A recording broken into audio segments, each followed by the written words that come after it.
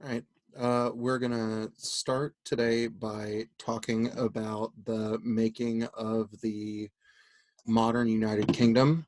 So I'm going to share my screen with you. My goal is going to try to be, to the best of my ability, to break these chunks into 10 to 15-minute videos. That way you can kind of digest them little pieces at a time.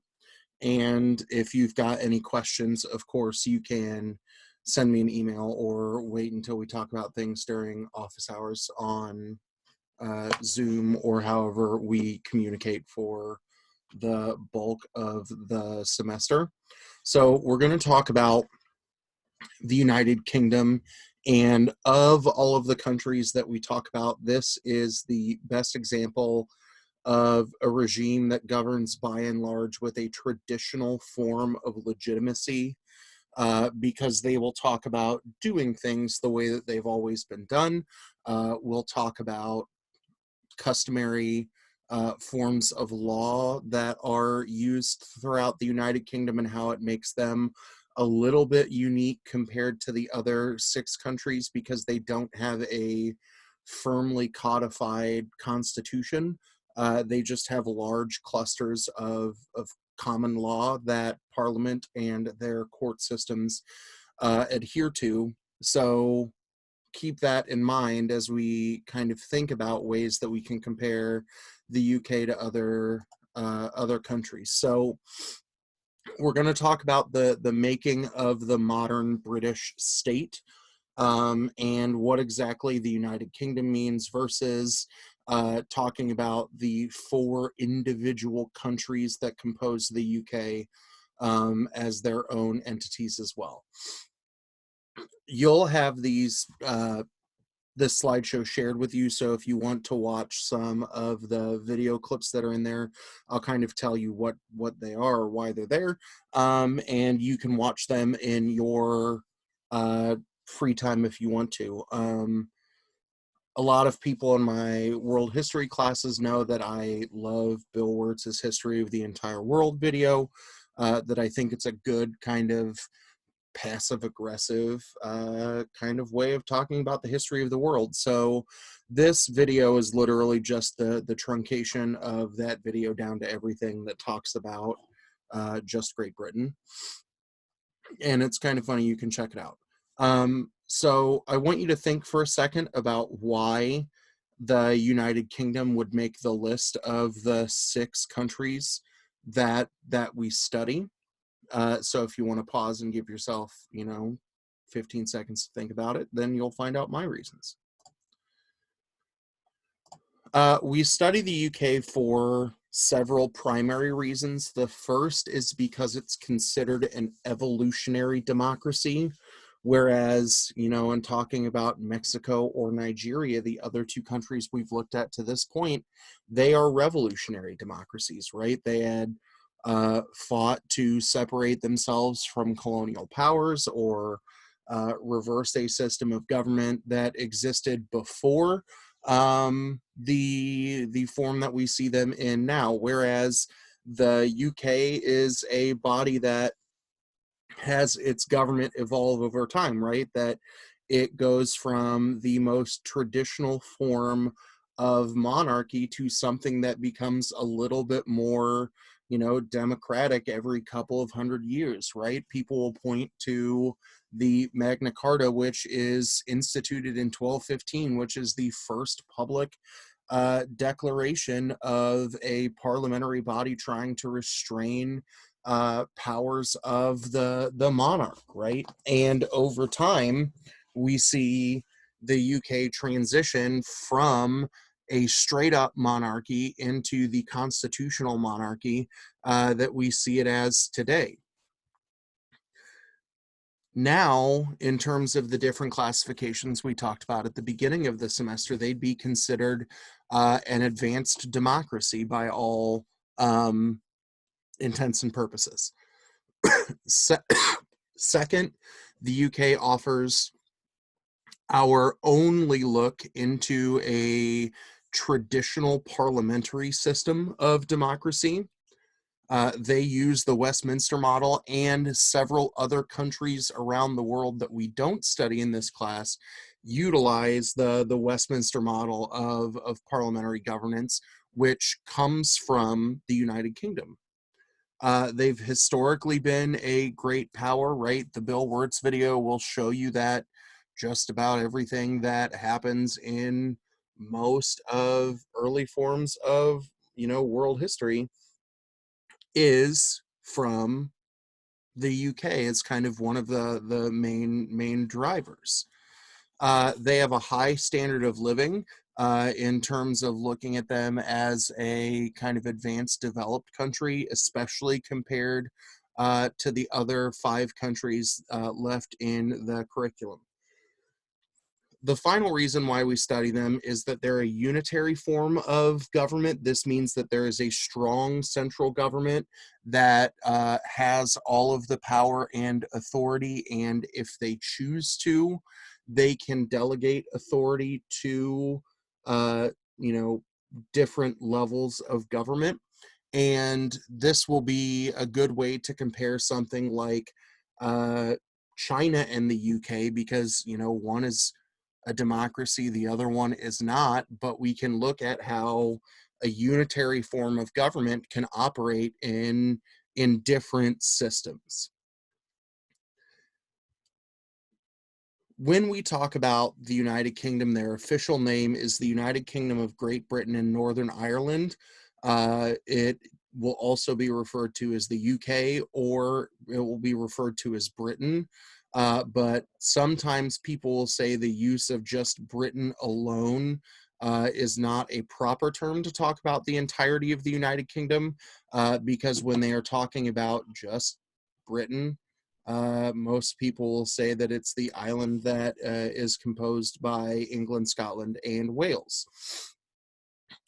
They are a unique system because they are considered one state with 4 nations. There is one national government for all 4 of these, different individual countries. And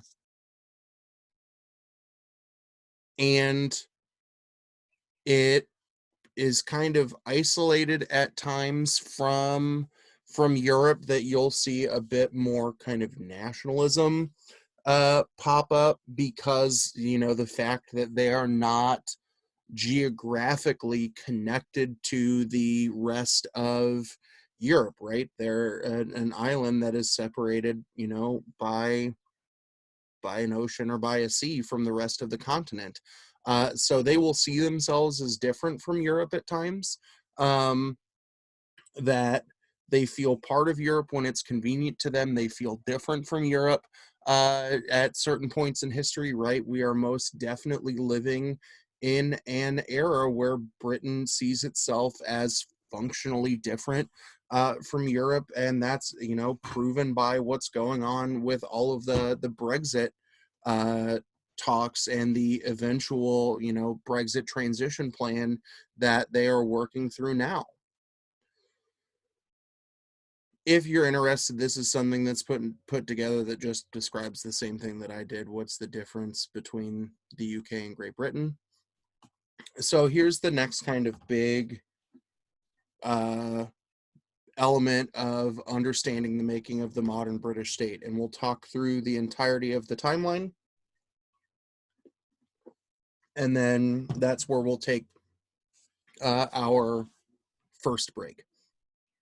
So when we talk about Britain as an evolutionary democracy, right, I mentioned this at the very beginning, right? We see them transition from being a hardcore traditional monarchy where the king is the sovereign, the king has all of the power and authority to do whatever the king wants to now a model where the monarch is just a ceremonial figurehead that has some advisory capacity, but they don't really get to use any of that individual authority. So what really gets the ball rolling in terms of the United Kingdom's eventual constraints on the monarch all starts with the Magna Carta, that people make the argument that the United States Constitution is a landmark document and one of the most important documents ever. I would make the argument that the Magna Carta is probably more important than the American Constitution, because a lot of the ideas of rights or framework that shows up in the American Constitution is derived from the Magna Carta. So the Magna Carta is a functional Bill of Rights at times, because it kind of enumerates the kinds of things that British subjects of the crown believe that they should have. But it's also an attempt to create a system of rule of law, right? Instead of the king or queen being able to, do arbitrary things, it gives rights or calls for rights like trial by jury. It calls for the creation of some form of elements of codified law, or at least, excuse me, a broader interpretation of common law. It leads to the call for protection of private property and things like that. The Magna Carta is kind of taken seriously from its beginnings, right? And it's because the king at the time is very strategic in terms of wanting to empower Parliament, so he doesn't have to deal with, a full-fledged, overthrowing of the crown. But a document that starts off fairly strong slowly starts to peter out over time, because the king, is the king, and they can do whatever they want to. So what you'll notice in some of these subsequent documents or acts that come out is that you see a reimposition or a redress of grievances of the demands of the Magna Carta being forgotten by the king. So in 1628, you see the Petition of Right, which is an attempt to give Parliament a little bit more authority in terms of balancing the power of the king, if not attempting to establish a little bit of a system of checks and balances, even though it would be wholly unequal. So the Petition of Right doubles down on calls for trial by jury instead of the crown and officials of the crown being judge, jury, and executioner. You see another demand for an establishment of a system of rule of law. You see the argument that the king should no longer be able to arbitrarily increase taxes, that tax rates should only be able to fluctuate or be imposed in a world where Parliament consents and passes a bill or an act of Parliament to say that taxes should happen. And then you see an attempt to kind of reduce the crown's use of the military as its own personal police force, right? That there's a demand that there is, no martial law during peace times. The next you see is the Bill of Rights, or the English Bill of Rights. It happens between 1688 and 1689, where this is another increase of parliamentary authority, right? Now, if the king wants to do anything, instead of ruling by decree, again, that the king, to be able to do anything, would have to have parliamentary consent for a majority of the actions. You see a call for open and free elections to the House of Commons to increase the authority or the legitimacy of that body. You see a right of petition or assembly in terms of allowing the government or allowing citizens to make requests or demands upon the king.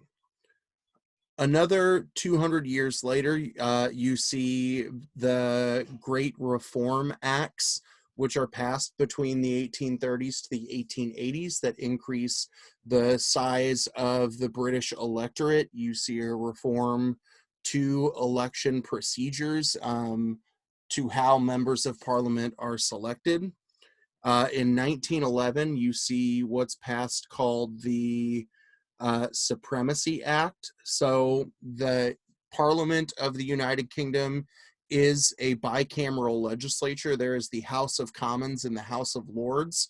The House of Commons is the freely elected body. The House of Lords had seats allocated to it for members of the church, for members of the nobility, for classes of people that are called hereditary peers, which are like members of the family who would literally inherit a seat in Parliament.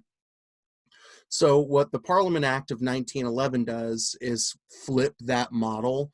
So the House of Lords would still exist in the way that it always had. They would still have some of the powers that they had, but it would make the freely and popularly elected body or parliamentary body in the UK, the House of Commons, be the one with more power or authority.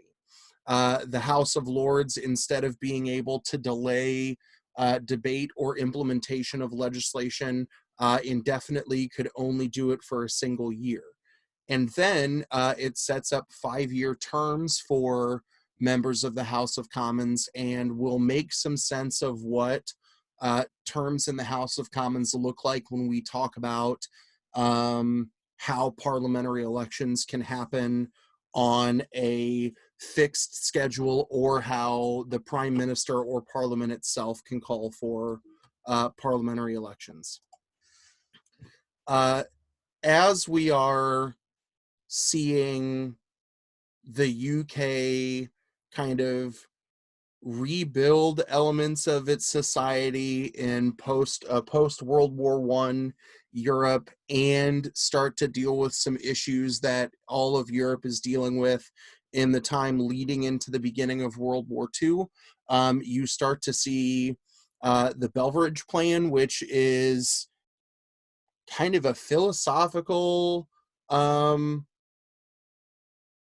act of parliament or a piece of legislation that targets 5 giant evils in want, squalor, ignorance, disease, and idleness. And you may think that this is kind of an odd act of parliament, but really what this does is it starts to set the stage to create a large social safety net program in the United Kingdom. That it's responsible for the creation of the National Health Service, which is their form of nationalized medicine. And it really starts to set the framework for things that the Parliament and the bureaucracy should be doing for all Britons. In 1945, you see the establishment of this notion of the collective consensus that because the Beveridge Plan is kind of successful in setting the stage as to what a government ought to target or take down. The collective consensus is this idea that the government ought to look out for the social welfare of its citizens and establish the NHS. They commit themselves to a Keynesian form of economics and embracing a little bit more state intervention. So it doesn't necessarily become a fully fledged command economy, but it's definitely not, a traditional free market capitalist system either. And then during this same era, you see a dismantling or a beginning of dismantling the British Empire. This idea that colonialism is something that's no longer necessary in the modern world, or that colonialism itself is too expensive and the government is too busy paying for things that aren't increasing the quality of life of British subjects. In the late 70s, we see an economic crisis kind of hit the United Kingdom. There's a decline in industrial production.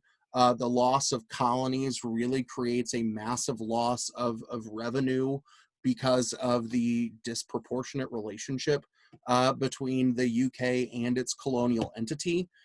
This is when we see oil prices blip throughout the late 70s. Think of the big OPEC crisis that we'll spend a lot more time talking about when we get to Iran, but we've tangentially talked about the impact of fluctuating oil prices in Nigeria and Mexico during that time period as well.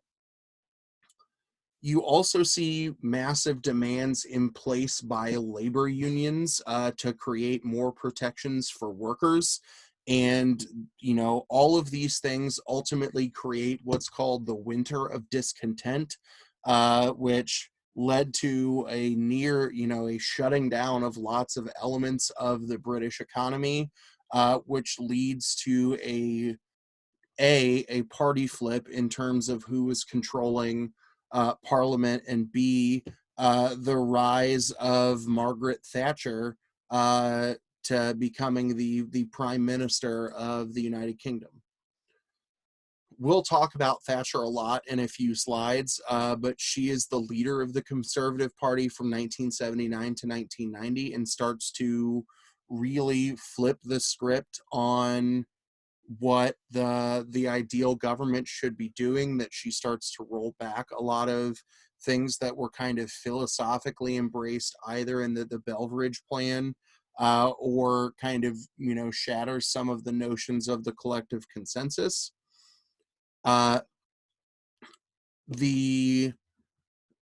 She's kind of pushed out of being the prime minister through a challenge within her own party and is replaced by a man named John Major, who is not successful whatsoever in terms of keeping the coalition of the Conservative Party together.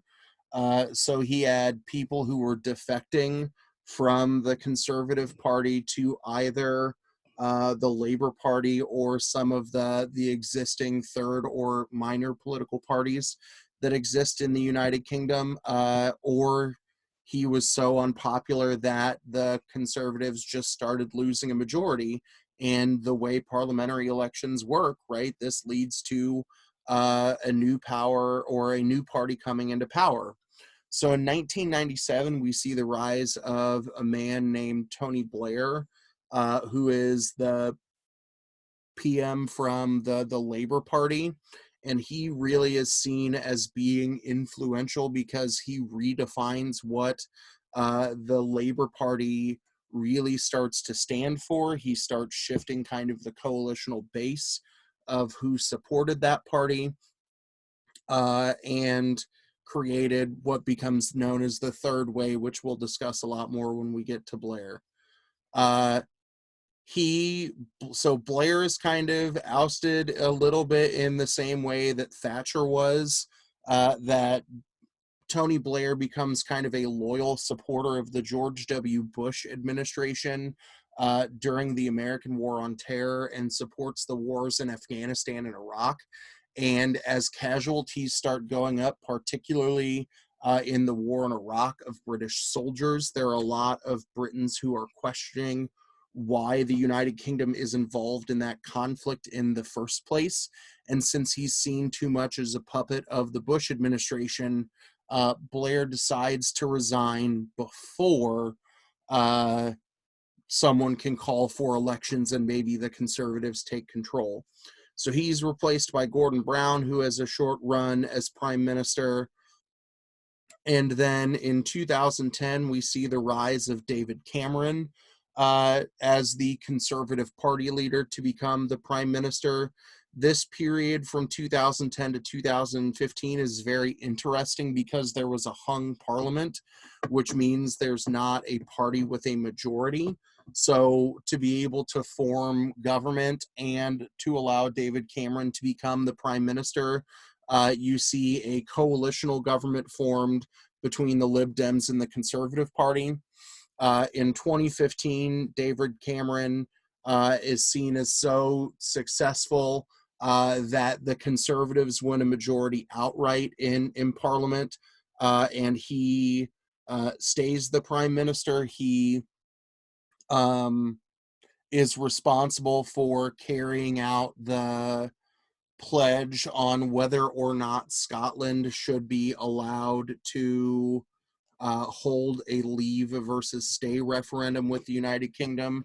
but he is also the guy who promises the Brexit question on whether or not the UK should leave the European Union, and that ultimately leads to his demise. That amidst the first round of Brexit voting, shortly after that happens in 2017, David Cameron ends up stepping down from being the prime minister. And since David Cameron, stepped down, we have seen two different Conservative Party leaders be the prime ministers from 2017 to 2020. And we'll talk about Theresa May and now Boris Johnson. I just couldn't extend to put more people on the timeline, or didn't want it to go to a third slide. So we'll stop here for a second. We'll take a quick break, and then we'll start kind of chugging through some specific elements from the timeline in a bit more